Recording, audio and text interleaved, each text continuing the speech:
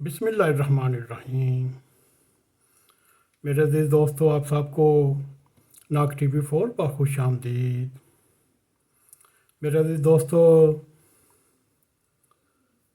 ہم آپ کے سامنے پھر وطن عزیز کے دکھ سکھ شیئر کرنے کی کوشش کریں گے۔ میرے عزیز دوستو، یہ اطلاعات بھی ناقابل تردید ہیں۔ ہمارے باخبر سیاسی ذرائع نے یہ کہا، سیاسی رہنما جو عوام کی طرف سے اکٹھے کیے گئے امدادی سامان پر ایسے بیٹھے ہوئے ہیں جیسے حاتم طائی بنے ہوئے ہیں۔ میرے عزیز دوستو، زلزلہ زدگان ہوں، سیلاب زدگان ہوں اور مشکلات اور مختلف حادثات کا شکار ہونے والے عوام ہوں، کیا کسی سانحے کا حکمران حاتم طائی کی تصویر بن کر فوٹو سیشن نہیں کرواتے؟ کیا اپوزیشن میں رہنے والے خود ساختہ ایک کنال کے پلاٹ میں پیچھے جھنڈے بھی لگے ہوں، جہاں چلتا ہو وہاں گملے بھی پڑے ہوں، وہ ایک ڈمی سیلاب زدگان کا ماحول بنا کر ادھر چل رہا ہے؟ میرے عزیز دوستو، آج ہم آپ کو یہ بتانے کی کوشش کریں گے، آج سے 12 سال قبل پیش آنے والا ایک واقعہ اس لیے بار بار یاد آ رہا ہے۔ میرے عزیز دوستو، دہائیاں گزر جائیں، صدیاں گزر جائیں، انگنت سال گزر جائیں، حکومتیں بدل جائیں، لیکن حکمرانوں کی ترجیحات ہوں یا ان کا ایک مائنڈ سیٹ، وہ اپنی جگہ رہتا ہے۔ میرے عزیز دوستو، آج سے 12 سال پہلے بھی ستمبر کے مہینے میں پاکستان آیا، ایسا سیلاب آیا، جو موجودہ سیلاب ہے وہ سیلاب اس سے آگے پانی بھی نہ مارے۔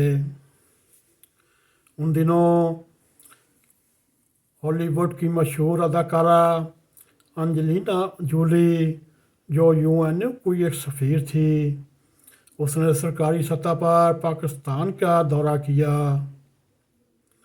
اور اس نے سیلاب کی تباہ کاریوں کے بعد متاثرین کی بحالی کے لیے پاکستان کی امداد کا تعین کر سکے۔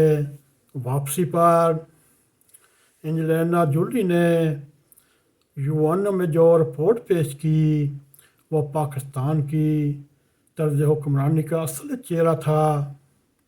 میرے عزیز دوستو، اس نے اپنی رپورٹ بھی لکھا، مجھے یہ دیکھ کر شدید دکھ ہوا کہ میرے سامنے پرائم منسٹر اور باثر حکومتی شخصیات سیلاب زدگان کو دھکے دے کر روک رہے تھے۔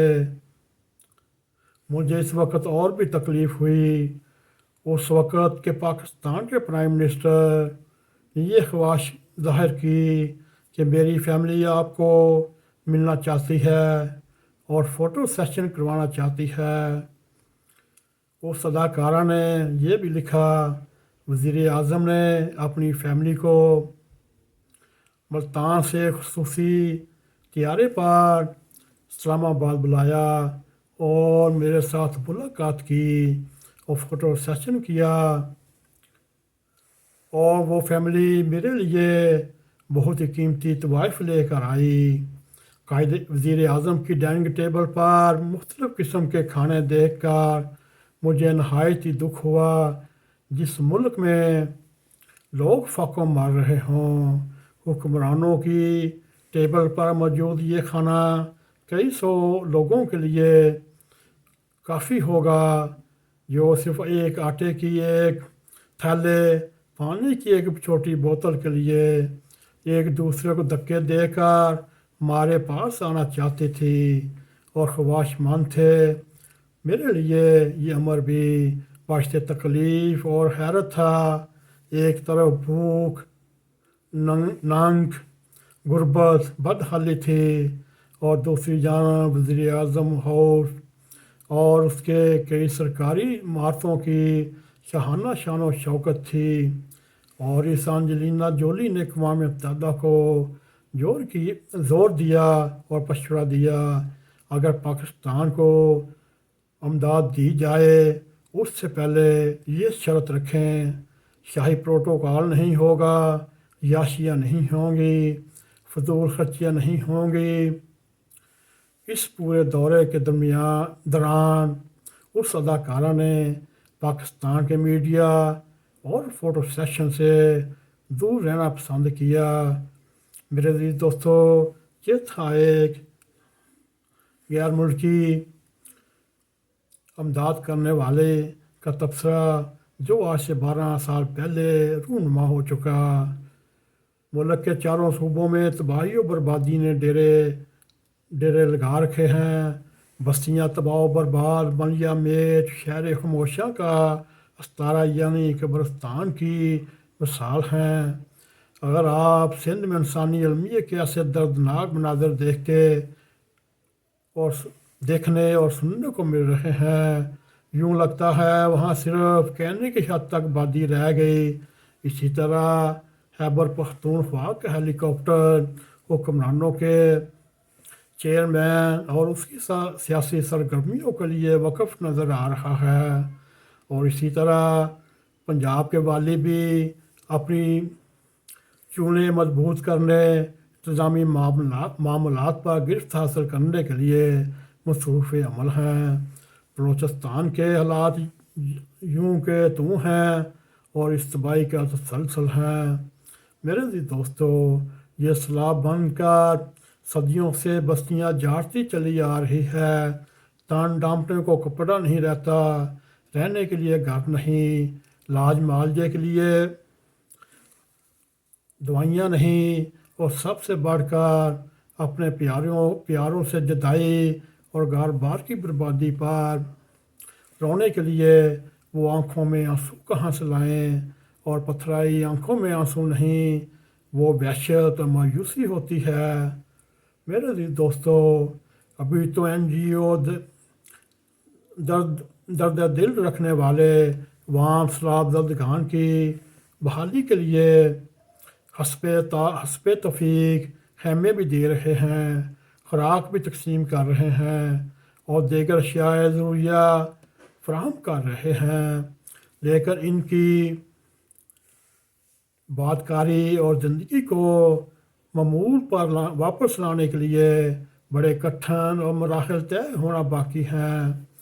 میرے عزیز دوستو، پانی تو اتر جائے گا، یہ وقت بھی گزر جائے گا۔ آنے والا وقت ایک اور دریا بن کر سیلاب زدگان کے سامنے کھڑا ہے۔ میرے عزیز دوستو، یہ تھا ہمارا دکھ سکھ جو آپ کے سامنے رکھا۔ امید ہے آپ بھی حسب توفیق سیلاب زدگان، مصیبت زدگان، ان بے آسرا لوگوں کو اپنے ذہن میں رکھتے ہوئے آپ بھی ان کی مدد فرمائیں گے۔